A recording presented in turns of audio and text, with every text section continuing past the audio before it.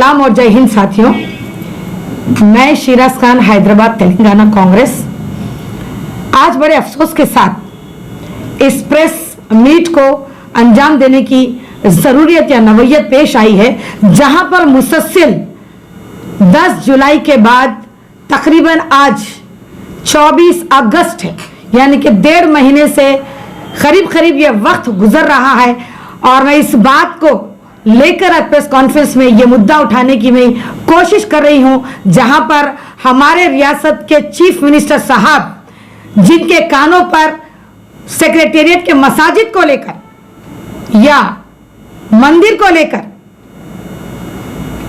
जो क्राइम के एतबार से जो काम हुआ है, उसके ऊपर मैं यहां पर पब्लिक से या मीडिया से मुखातिब होते हुए चंद चीजों पर रोशनी डालते हुए और दूसरी तरफ मेरी अपील या मेरा अपना डिमांड्स में रखना चाहूंगी।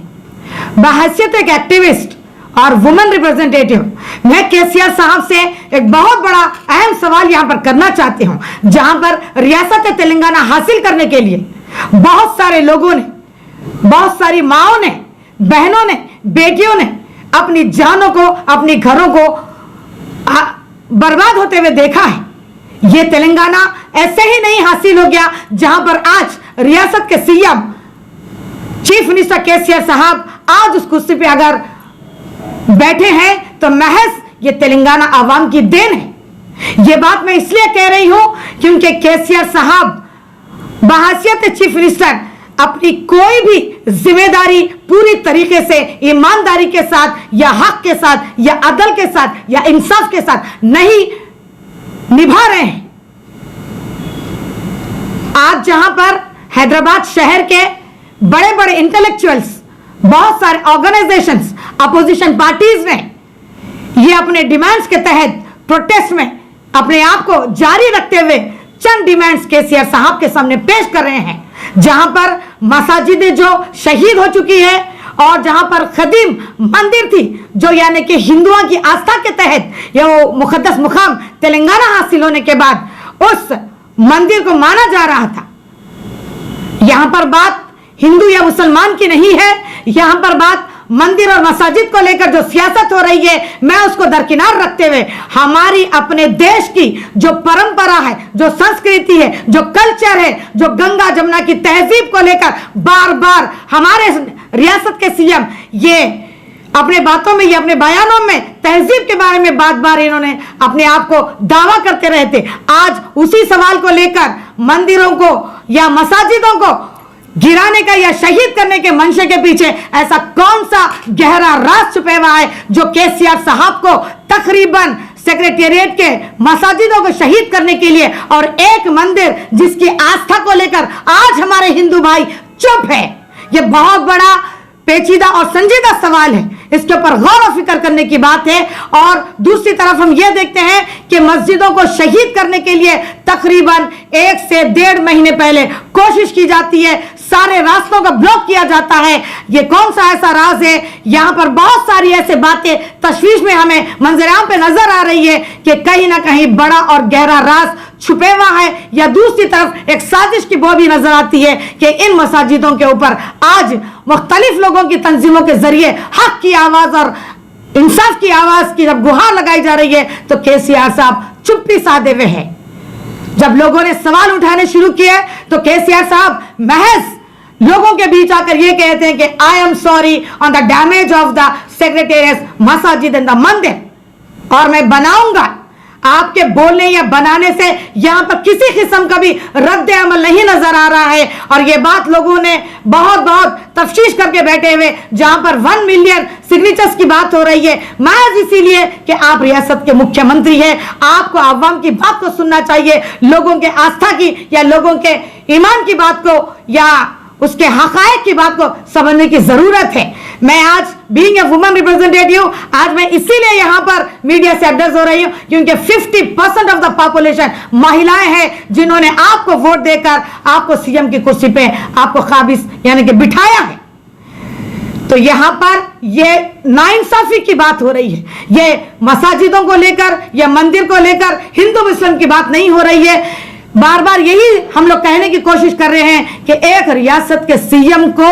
इस तरीके से खुफिया तरीके से कहीं ना कहीं अपने मंशे को पूरी करने के लिए, पता नहीं शायद ये बीजेपी के ताबे हो चुके हैं या बीजेपी से कहीं फंड्स मिल रहे हैं, जहां पर बाबरी मस्जिद के सवालिया निशान बनने के बाद आज हमारे हैदराबाद शहर में 5 मसाजिदों को तकरीबन शहीद कर दिया जाता है, आशिकाने को गिराया जाता है या शहीद किया जाता है, और दूसरी तरफ मंदिर को भी गिराया जाता है। तो मैं ये पूछना चाहती हूं कि एक वक्त का सीएम क्या मसाजिदों पर और मंदिर पर इस तरीके से अटैक कर सकते हैं, या इतनी मनमानी सीएम साहब की क्यों चल रही है? ये कौन सी ऐसी सियासत करना चाह रहे हैं जहां पर हमारे कॉन्स्टिट्यूशन के तहत ये डेमोक्रेसी की धज्जियां उड़ाई जा रही है? ये जहां पर हम बार बार ये कहते हैं, सुनते हैं, बचपन से हमें पढ़ाया और सिखाया जाता है कि government is by the people, for the people and to the people. तो ये बहुत बड़ा सवाल है, आज लोगों में ये गूंज रहा है, और मैं समझती हूं कि अगर केसीआर साहब 72 घंटे के अंदर अगर हम अपने मंसूबे को या मंशे को खुली तौर पर इन रिटर्न अगर आप पब्लिक के सामने आकर जहां पर मस्जिदें थी और जहां पर मंदिर थी वहीं पर उसी मुकाम पर बनाने का जो डिमांड सारी अवाम, सारे लोगों के मजहबों की जो आस्था है या फेथ है उसको आप समझने की कोशिश कीजिए, वरना ये बहुत हालात खराब होने वाले हैं तेलंगाना में। भले ही आप अपनी पुलिस एनफोर्समेंट डिपार्टमेंट को लगा लो या डीजीपी को लगा लो, आप या बाहर सीबीसीआईडी को लगा लो, कहीं से भी आप खुफिया तरीके से जो काम अंजाम दिए उसी तरीके से अगर आप हकीकत में इस रियासत तेलंगाना की अवाम के साथ कोई किस्म का खिलवाड़ नहीं कर रहे हैं तो आपको 72 घंटे के अंदर आकर अपने रद्द अमल को जाहिर करना चाहिए, वो भी इन रिटर्न आप पब्लिक से, या अपना कोई ऐसा जियो या रेजोल्यूशन पास कीजिए कि मंदिर और मसाजिदें वहीं पर बनेगी जहां पर लोगों के जज्बों को ठेस पहुंचाई गई है। और सबसे बड़ी बात, हिंदुस्तान के या हमारे समाज के कल्चर को अब तहस नहस करने की बात की है। इसी के साथ मैं आखिरी बार यह कहना चाहूंगी कि आज जिस तरीके से एनआरसी में लोगों ने अपनी शनाख्त के